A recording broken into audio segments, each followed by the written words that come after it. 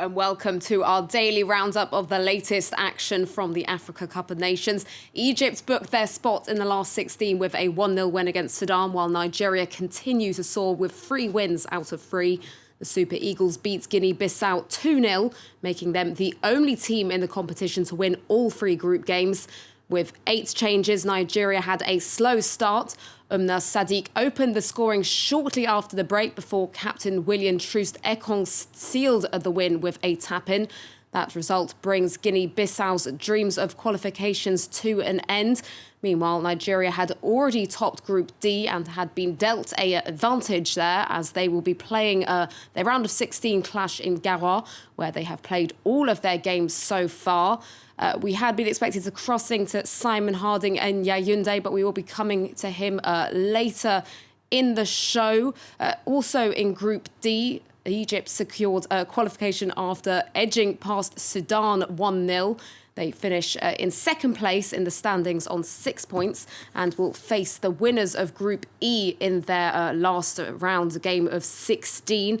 We hopefully will be coming to Simon later on in the show for more on those results. But let's take a quick look at who has qualified for the last 16 and the fixtures for the first round of the knockout stages so far. Burkina Faso will be facing Gabon, while Guinea will be playing the runners-up in Group F. The hosts, Cameroon, will face a third-best team. Sadio Mane's side, Senegal, will be taking on Cap Verde, who secured qualification this evening, thanks to the other results. Malawi, meanwhile, have also clinched a spot as a third-best placed team and will be facing Morocco. Nigeria will be facing a third best placed team. Egypt will also be facing the winners of Group E. I believe we can now cross over to Simon Harding in Yaoundé. More for those the first result from this evening, which was Nigeria, who have soared through to the group stages. They had obviously already qualified before their game this evening. Simon, Nigeria continuing to go from strength to strength.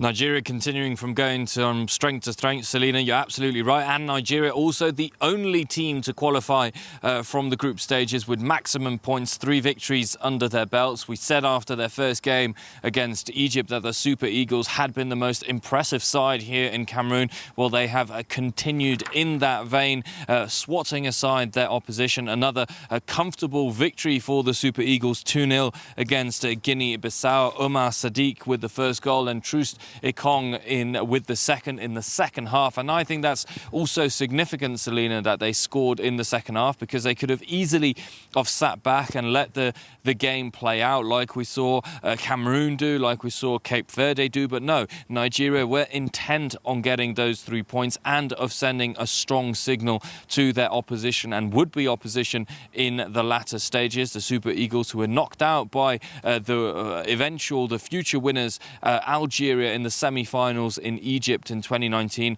Well, it seems that this time around the Super Eagles are here and they do mean business. Indeed, it definitely looks like they're the ones to beat as things stand. Simon, as I mentioned just earlier, Egypt are through in second place in that group. It looks like a pretty comfortable group campaign for them so far, despite another tight scoreline. Yes, but an underwhelming campaign, it must be said, by the Pharaohs, Selena, because they have, well, if truth be told, underperformed in most of their games, including in their victory against Sudan, which I'll get to in just a minute. But of course, Egypt were blown off the park by Nigeria in their opening game. 1-0 was a flattering scoreline for the Pharaohs. And then in the second match, a Salah goal, enough to sink Guinea-Bissau. But you still had the feeling that there was more to offer. Now, in the game against Sudan, just a few hours ago here at the Ijo Stadium, Egypt actually played very well, and the one player that you wouldn't have expected to be under par, Mohamed Salah, well, was just that. But the transitions of the Egyptian team were much more fluid. They hit their markers. Defensively, they were solid, and importantly for them, they come away with a clean sheet. And I think that's the biggest positive to take away for this Egypt side, is that they've played 3 games, they've conceded only 1 goal, kept 2 clean sheets. The downside, of course, is that they've only scored twice, one in each game, and that is going to be a concern because when Egypt come up against better opposition, and as you just mentioned, they are going to be playing the top team in Group E, so that could be Algeria, that could be Ivory Coast, that could be Equatorial Guinea. These are all teams that have shown that they can play with spirit, with guts, and with a lot of bravery, and they're going to have to be able to provide more attacking threat. Otherwise, it could be a scenario like against Nigeria where they were pegged back, and then eventually conceded a goal. Indeed, still lots to be looking forward to. Simon Harding for us there. We'll be back to you later on in this evening's show. We're now going to take a quick look forward to Thursday when the last group games will be played to conclude the groups in Group E and F. It's crunch time for AFCON holders Algeria, who are on the brink of crashing out of the competition. The Desert Foxes must win their final group game against the Ivory Coast to stand any chance of reaching the last 16. They're currently sitting in bottom place in Group E with just 1 point after a shock 1-0 defeat against Equatorial Guinea, which ended their 35-match unbeaten record. The Ivory Coast, meanwhile, are top of the standings with 4 points. It's been a disappointing tournament overall for Jamal Belmadi's side, who started their campaign with a goalless draw against Sierra Leone. Captain Riyad Mahrez says he wants the team to do its talking on the pitch. We are ready, we are prepared to give our best. We are very motivated. We have all our country behind us with a lot of support. So I think everyone all the lights are green and everything is on our side to make the best game possible. I think we deserve to go through and to keep going, but we have to show it on the pitch. Another team hoping to secure a spot in the last 16 is Mali, currently second place in their Group F on 4 points ahead of their last game against bottom place Mauritania. They're in a good position to qualify, though their young and ambitious squad have already set their sights further afield. Our team on the ground, James Vecina, Cedric Ferreira, Ellen Gainsford, together with Laurent Kanokiko, have this report. Aujourd'hui, je vais voir une équipe qui joue ensemble, solidaire, courageuse, valeureuse. It's a daunting test, but Captain Amari Traoré and his team are determined they're up to the challenge as they aim to surpass their forefathers, who for the first time reached a final at the Africa Cup of Nations 50 years ago. We have a common goal. We're all working towards it. We have the same target. We've got to know each other well, and that's what makes us strong. Today, it's a new generation of players that's hoping this will be the year they'll be crowned champions. 22-year-old Ibrahima Kone has converted 2 penalties so far. Moussa Dianopo has shone on the Eagles' left wing, while Yves Bissouma has made a long-awaited return to the squads. And after shocking Tunisia and equalising with the Gambia, this combination has delivered, as Mali now face bottom-placed Mauritania for a spot in the round of 16. We often call each other dad, brother. Our bond grows stronger every game, and even more with the results. Mali currently sits second in Group F, and should they manage to bag top spot this Friday, it could put them on to a flying start in the knockout round to come. This as their long-lasting attempt for a trophy continues here at the Africa Cup of Nations.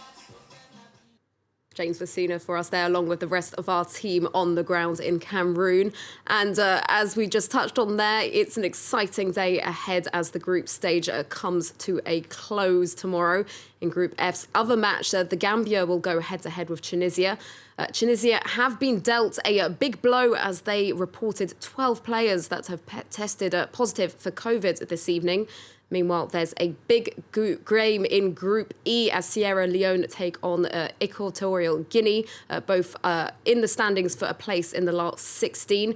Both sides are separated by just a point, so the game has all the markings of a hot contest, as a win would guarantee either team qualification. But of course, the showpiece everyone will be keeping their eyes on tomorrow is that crunch game between Algeria and the Ivory Coast. Let's cross back to our sports editor, Simon Harding, for more. Simon, the holders Algeria at a real risk of crashing out tomorrow, and after 2 disappointing performances, their last opponents are their toughest ones yet.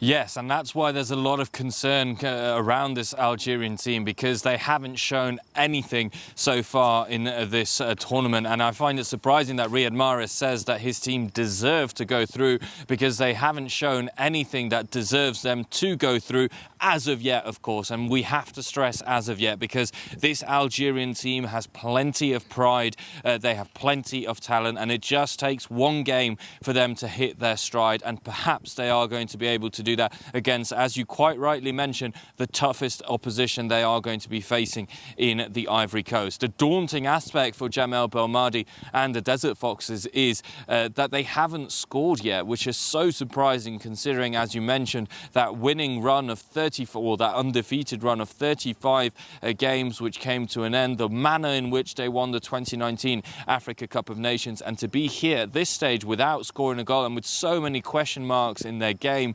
the lack of pace, the lack of intensity, the lack when it comes to converting chances, so much waste in front of goal by some of their strikers, Feghouli, Baghdad Bouneja. It has been very complicated for them. And of course, on the flip side of this, you have an Ivory Coast side who drew 2-2 with Sierra Leone, who looked very disappointed, very angry with themselves after the game. We were there, and who will want to cement that top place in the group. Now, of course, there is also the element now that finishing second or third will avoid a tie with Egypt. So is that going to play in the match and the way that the match is approached? The reality for Algeria is that they're going to have to win, and if they go out, it is going to be a cataclysmic upset that the Algerians, defending champions and overwhelming favourites to win the tournament once again, don't make it through at least to the knockout stages.